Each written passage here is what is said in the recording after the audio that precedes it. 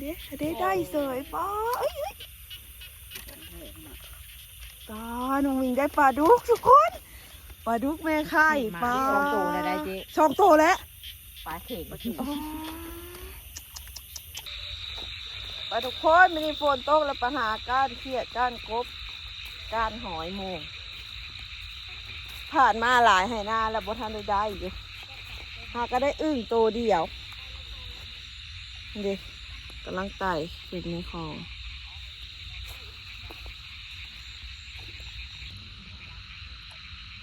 มากับน้องมิงน้องเหมียวได้ เจ้าเก่าเจ้าเดิม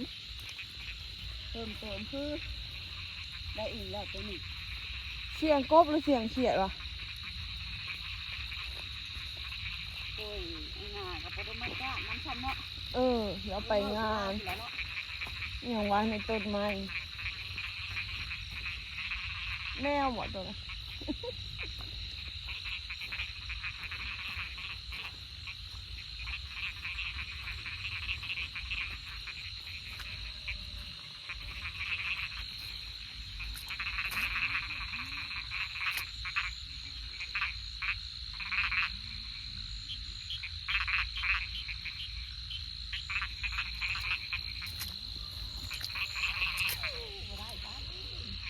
ลายขุดเขียดนะ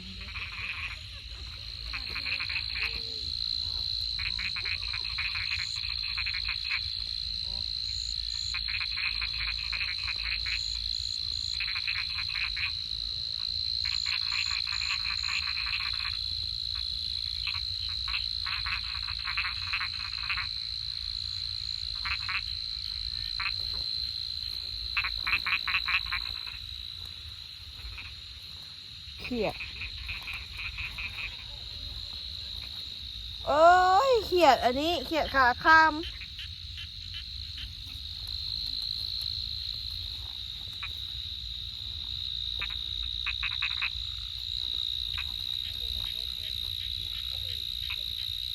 มีคุกเขียดแล้วพวกเขียดอ่ะ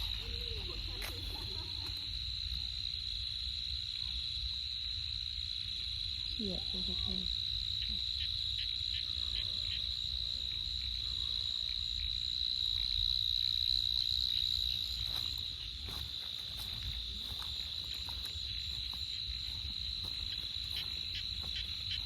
เขียดตัวใหญ่เลย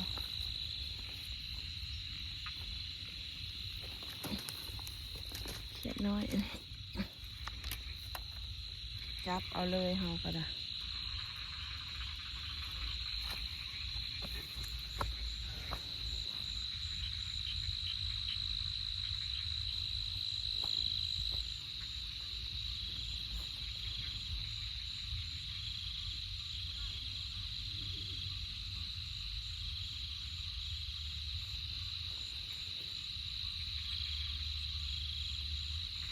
เขียดบ่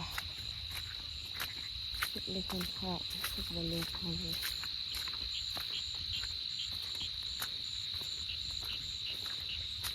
โอ้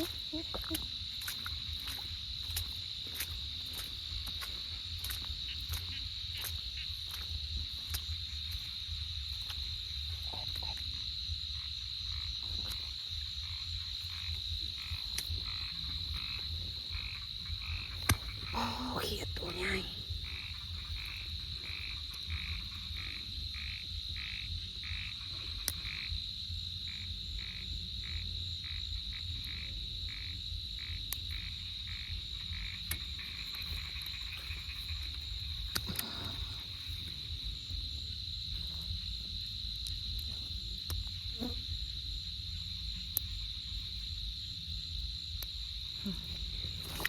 คนได้ละเขียดใหญ่สองตัวเฮ้ยเขียดในไข่เลย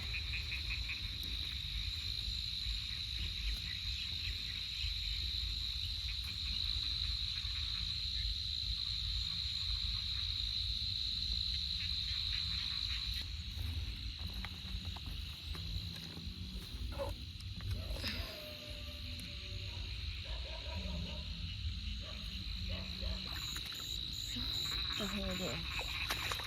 คนน้องเหมียวเพื่อนชวนไปหล่อบึงป่าดื้อหัวซัดโอ้ยจะมีตะโขนเดี๋ยวนะตอนนี้เราก็ได้เขียด3 ตัวทุกคนสิการเลาะลงไป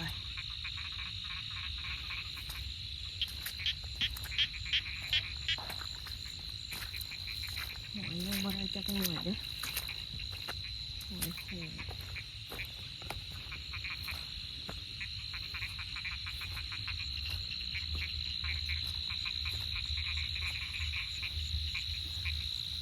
เราก็จะเลาะไปเรื่อยๆ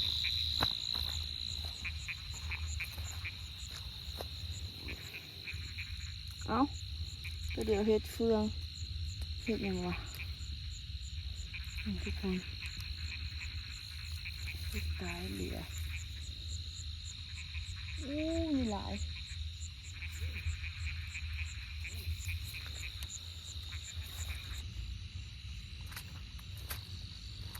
หอยคือบ่มีวะปกติฝนตกแห้งป่านี้ออกเลยเนาะ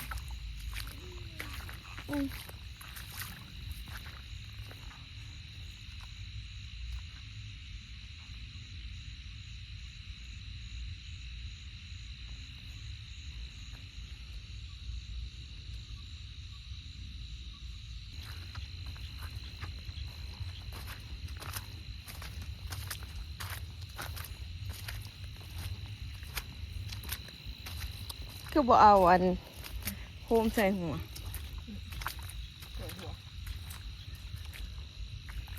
ผ้ามีดเขาก็เอามาได้ค่อยนะไว้มาพานน้ำปลาเบื่อ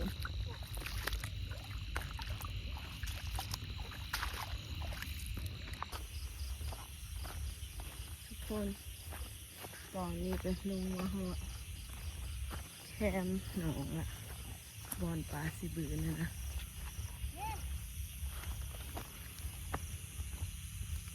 เขาเจ้าขี้เหือได้เหนียวเลย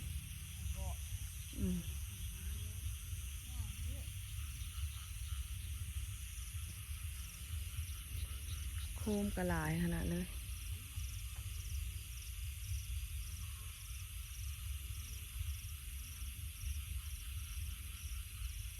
แม่นโบราณโตเมียว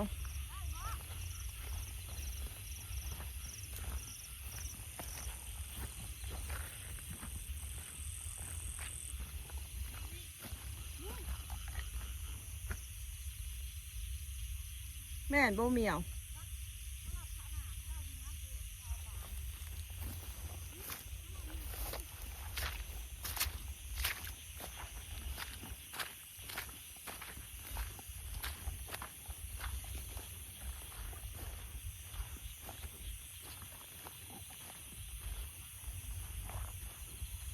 ดิ้งอะไรมันบปากค่ะดีฮะเสือฮะเสียงเหมือฮะ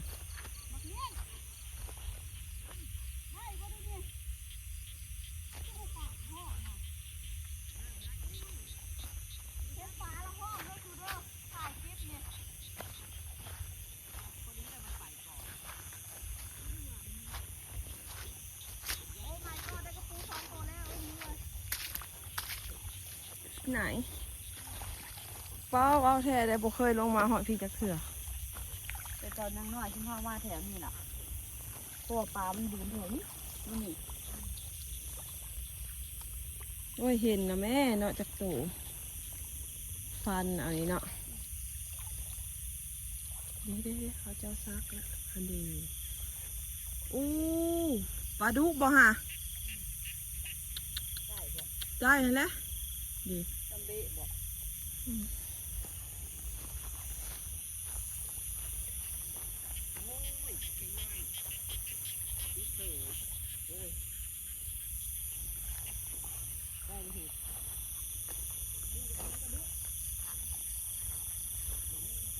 กระปูเห็นแต่กระปูนี่บ่เฮานะ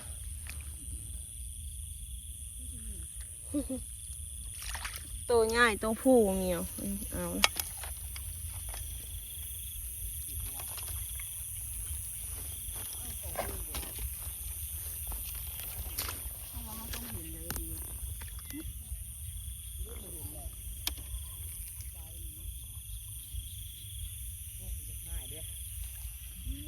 ไผ่วะมองพอดีแม่ดีโอ้ยอึ่งค่อยคือออกแล้ววะนี่ปล่อยมันไปบ่เมียวอึ่งนี่มันบ่มีหมูเนาะเอาตะเขียดนี่แหละเอาตะเขียดจับกระปู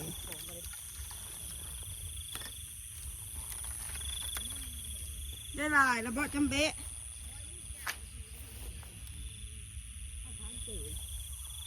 ไม่ไผ่วะไม่แม่บอกจำเบะได้ปลายังฮะโปได้เขาก็ตาดีใช่เด็กน้อยนี่วะ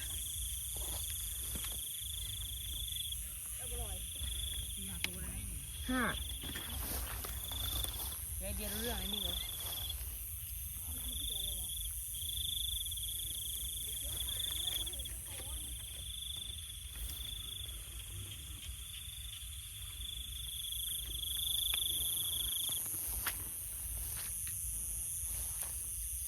ปลาคอน้อยวาสนาเฮาเห็นแต่ปลาคอน้อยนี่บ่นี่ก็บ่เห็นตัวใหญ่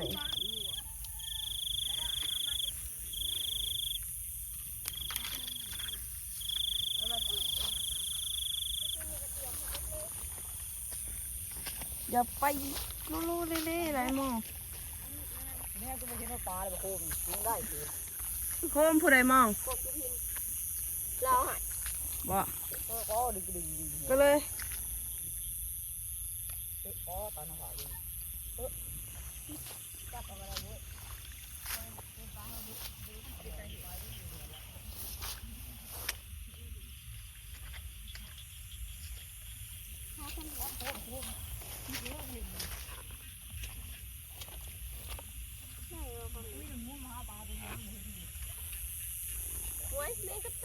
ได้ยังเนี่ยแล้วเทโตเดียวดิอันนี้ม้วนหอย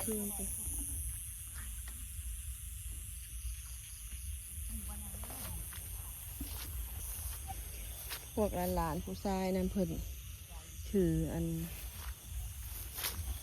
ถือแหลมมาทุกคนเลยเขาเจ้าเห็นปลาเขาก็ซักบัดนี้เห็นแต่ปลาข้อน้อยตัวเดียวก็เลยฟันเอาเพราะว่ามีหมูมันอยู่ข้างในอยู่ทุกคนเลยเจ้าสิแกงก็เลยเอา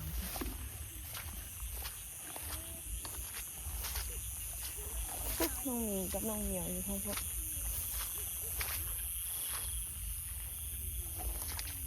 เมื่อกี้นี่เขาเอานี่แหละ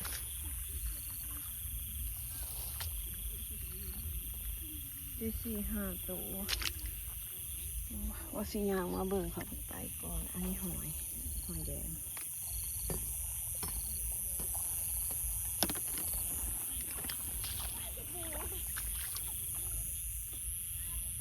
มองแม่ค้าซื้อกระปูโลเท่าไหร่มองตัวน้อยตัวใหญ่เขาก็เอาติ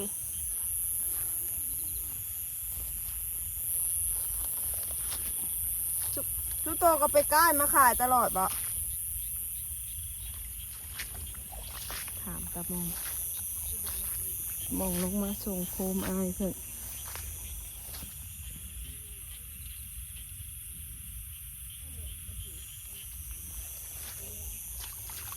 มีเอาได้บ่มีเอา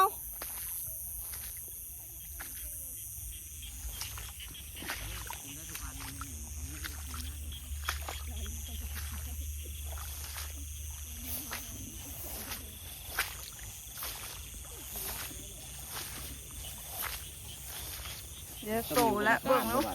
ที่ใด ปลาได้หากระมาจะปลาดุกปลาเข่งก็ได้3 ตัวปลาดุก2ปลาดุกขาขนาดเนาะเสือบริมาบ่จะไปก้านทางแดงจะไปก้านฝนตกบ่อันนั้นเป็นไดตกแห้งแต่ช่วงเช้าผมมันเบื่อหลานคอยมาเอาก็ได้วาง2 โลนี่แหละ นิ่งอันเดได้วาง2 โลพูดแหละมอนิ่งมอดิวเขามีแต่ปลาเข่งรั่วๆเด้อที่ข่าวนาแซนเขาเจ้า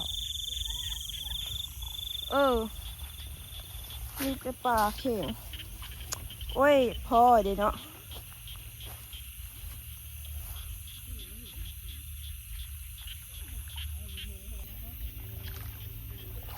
ปลาลุงเหลือกันได้ทุกคน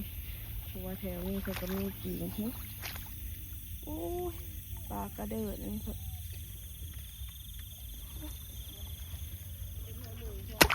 ฮันตัวที่2โอ้ยพันแหงพวกทุกคนคอขาดเลย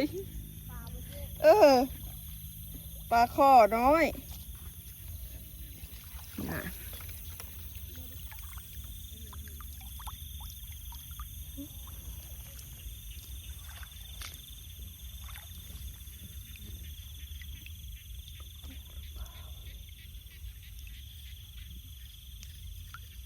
ไปละ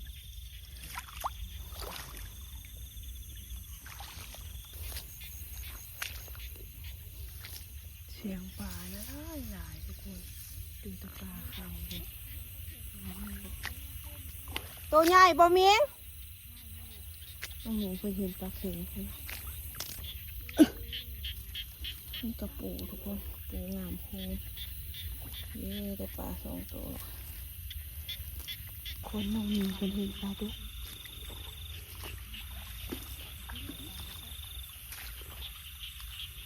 มันสิบรบกวนบนยัง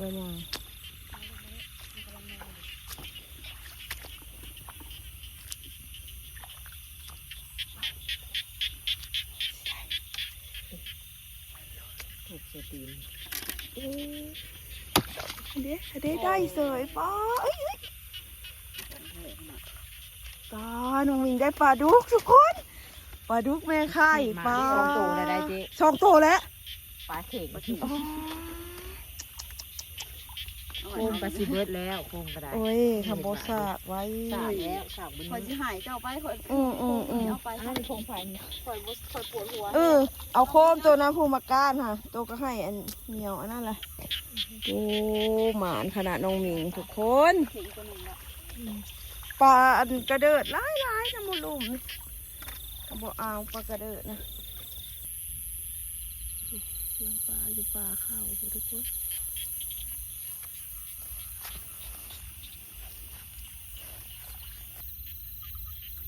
เดี๋ยวหอยโข่ง2 หน่วยทุกคนเสียงปลาอยู่ลุมทุกคนเดี๋ยวหอยโมง2 หน่วยมองเลย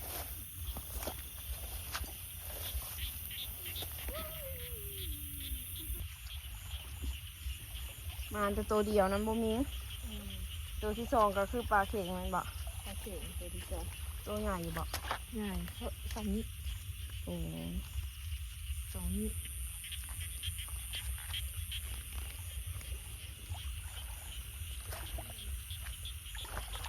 ใส่เนี่ย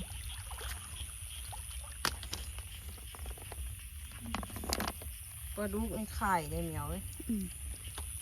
แล้วจะเข้าไปเลยค่ะ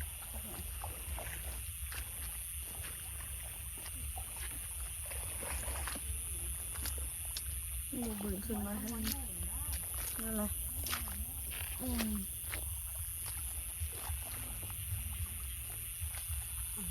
มองได้อย่างเดียวนะ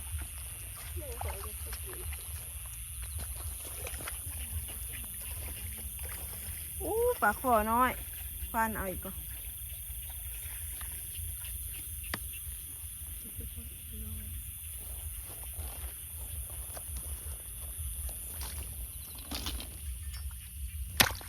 อุ้ยไปทางนั้นแหละหมดตายซ้ำอีกทำหมดตาย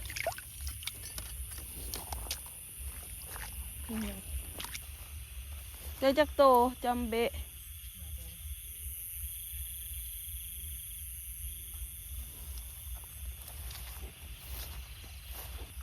ใส่มวย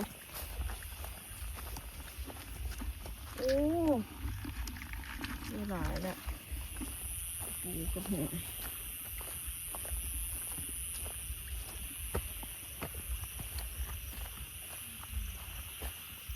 ก้านเขียดมือปิ้งกินกับตำบักถั่วตอนเช้าประมาณได้ปิ้งนี่ก็ยังคายหาก็ได้เขียด3 ตัวที่นี่ท้องก็ทุกคนผูเห็นเบาะอยู่ยอดใบมะขามนะทุกคนแมงขนุนน้อยนี่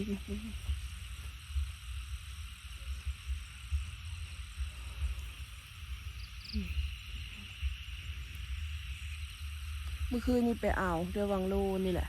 แต่ว่าอันนี้ฝนตกห้ามได้สงสัยมันบรรยากาศกันนะ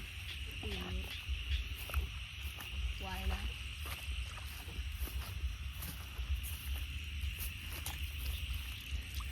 ไอ้ตัวเป็นเนี้ย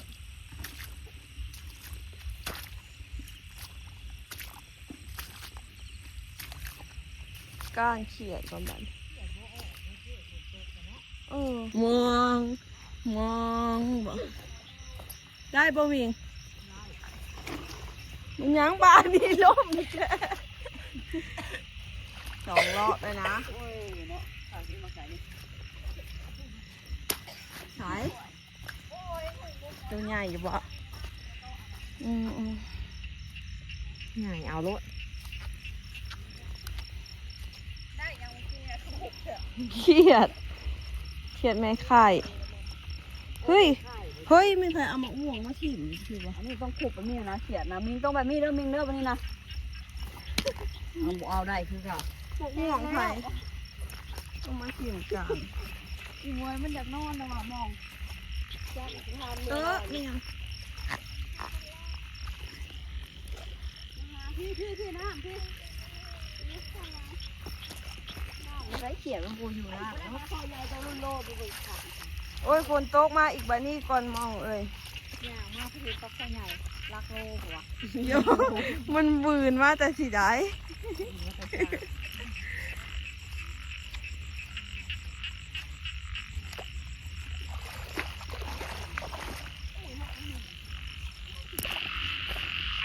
ทุกคน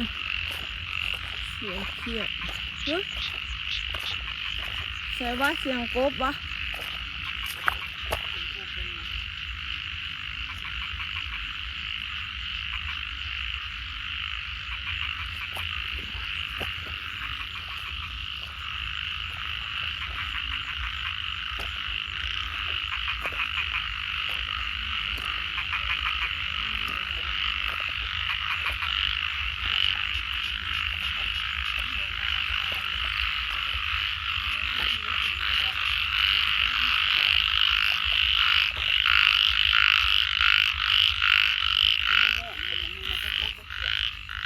จักกบว่าจะหายไปใส่ละ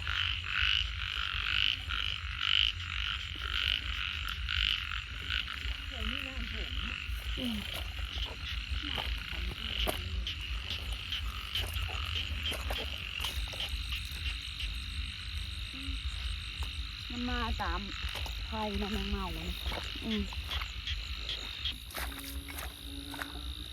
มาดูอื่นไอ้สะก่อนทุกคนงานไม่ได้ไปไม่ได้กว่าหลายที่จะนี่แหละแล้วก็สิมาการบุงอื่นทุกคนหาบรรลายตัวเขาก็จะจับไปต้มเลยหาบรรลายให้ค่ะ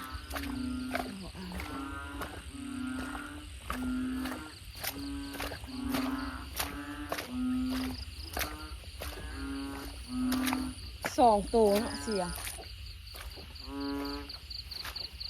ขวัญ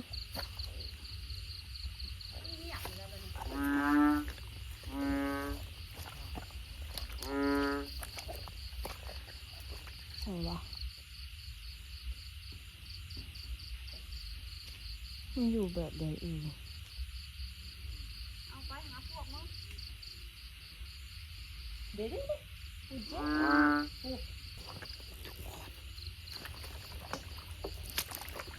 อุ้ยลงอู้2 ตัวลงมีเพื่อจะไข่มัน มันกับยานคูณคือกันเนาะ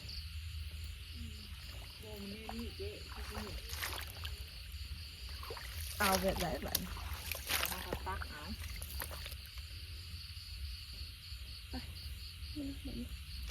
เมื่อแยกย้ายโฟมเอ้ยบอกตัวนี้